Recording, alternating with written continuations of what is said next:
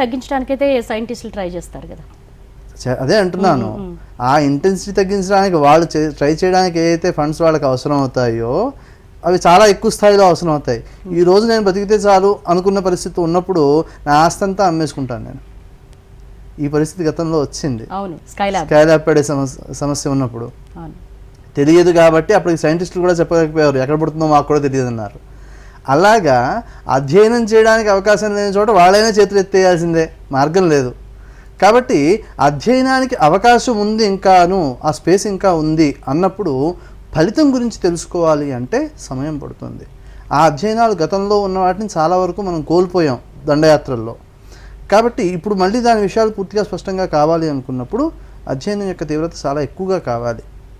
ఎందుకంటే ఎక్కడైతే మనం గ్యాప్ ఏర్పడిందో, గతంలో ఉన్న నాలెడ్జ్కి ఇప్పుడున్న నాలెడ్జ్కి అయితే గ్యాప్ ఏర్పడిందో అది పూరించుకుంటూ స్పష్టంగా ఈ గ్రహణం ఇంత సంపూర్ణ గ్రహణం అయితే ఇంత స్థాయిలో ఫలితము, పాక్షిక గ్రహణం అయితే ఇంత స్థాయి ఫలితము, ఈ గ్రహణంలో మళ్ళీ రెడ్ మూన్ వచ్చినందువలన వచ్చే ఫలితం ఇంత, ఇలా కేటగరైజ్ చేసి చెప్పడానికి అవకాశం ఉంటుంది. అంటే అనంత శర్మ గారు ఇప్పుడు వచ్చేది రెడ్ మూనేనా? దీనివల్ల ఏమైనా అరిష్టమా? రెడ్ మూన్ అనేది మొత్తం గ్రహణ సమయం అంతా మనకు కనిపించేది కాదు. ఎప్పుడైతే గ్రహం కనిపించడం ప్రారంభం అవుతుందో ఆ సమయంలో సూర్యుని యొక్క కాంతి ఒక కోణం నుంచి మాత్రమే పడుతోంది, అంటే భూమి యొక్క చివరి అంచు మించి పడుతోంది. అదే మీకు సూర్యగ్రహణం సమయంలో జాగ్రత్తగా గమనించండి, సూర్యుడికి భూమికి మధ్యలో చంద్రుడు వస్తున్నాడు.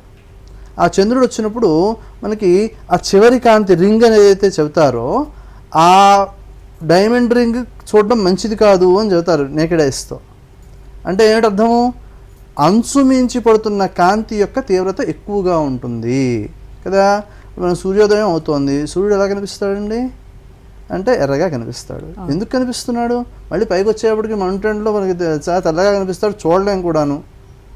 ఏమిటి తేడా అంటే వాతావరణంలో ఉన్న వాయువుల యొక్క ప్రభావము.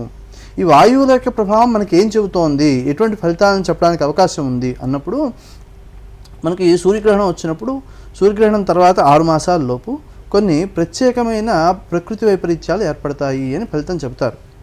దానిలో భూకంపాలు కూడా ఒకటి. ఈ భూకంపాలను ఎలా గుర్తిస్తున్నారు అంటే మనకి ఏదైతే ఖగోళ శాస్త్రము అని చెప్పి శాస్త్రబద్ధంగా మనం మాట్లాడుతున్నామో దాంట్లో ఈ భూకంపాల గురించి ప్రత్యేకించి సమాచారం ఉంది. అక్కడ మీకు ఎండమావులు తెలుసు కదా, దూరంగా ఉన్న పదార్థం కదులుతున్నట్టుగా కనిపిస్తుంది కింద ఉన్న వేడికి. అలా కొన్ని వాయువుల ఉత్పత్తి వలన ఆ కదలికలో కూడా తేడాలు ఉంటాయి.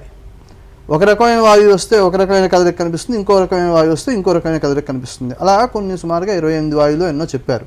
ఇవి ఎక్కడి నుంచి ఉత్పత్తి అవుతాయి అంటే భూమి నుంచి పైకి వెలికి వస్తాయి. అలా వెలికి వచ్చిన తర్వాత కొద్ది రోజుల్లో భూకంపం వస్తోంది, దాని పరిధి కూడా అక్కడ చెప్పడం జరుగుతుంది. ఈ టెక్నాలజీని జపనీయులు ఇక్కడి నుంచి అధ్యయనం చేసి కూడా తీసుకువెళ్ళారు. అలాగా అధ్యయనానికి ఉపయోగపడే అంశాలు చాలా ఉన్నాయి.